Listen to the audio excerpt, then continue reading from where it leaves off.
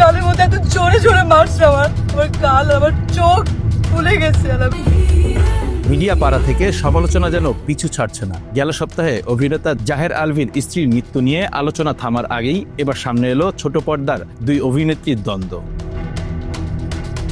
ঘটনার সূত্রপাত মানিকগঞ্জের একটি শুটিং সেটে। অভিযোগ করেছেন ছোট পর্দার অভিনেত্রী সামিয়া অথই। তার দাবি, ঈদ নাটকের একটি দৃশ্যে সহশিল্পী হিসেবে ছিলেন তানজিন তিশা। দৃশ্যটি ছিল চরিত্রের প্রয়োজনে তিশার চরিত্রকে সামিয়া একটি চর মারবেন, তবে আলতোভাবে। সিনের মধ্যে লেখা আছে আমি গিয়ে তিশা আপুকে চট দিব এবং চট দেওয়ার পর উনি ওইখান থেকে চলে যাবে। সামিয়া অথই ফেসবুক লাইভে বলেন, পরিচালক দৃশ্যটি বুঝিয়ে দেওয়ার পর তিনি আলতো চর মেরেছিলেন, কিন্তু দৃশ্য শেষ হওয়ার পর তানজিন তিশা তাকে পাল্টা চর মারেন, এমন অভিযোগ করেন অথই। আমার গালের মধ্যে এত জোরে জোরে মারছে, আমার গাল, আমার চোখ ফুলে গেছে। তিনি লাইভে কান্না জড়িত কণ্ঠে বলেন, আমি আলতোভাবে করেছি, কিন্তু তিনি পাল্টা চর মেরেছেন। গতকালও শুটিং এর সময় হাতে আঘাত পেয়েছি, আর সহ্য করতে পারছি না।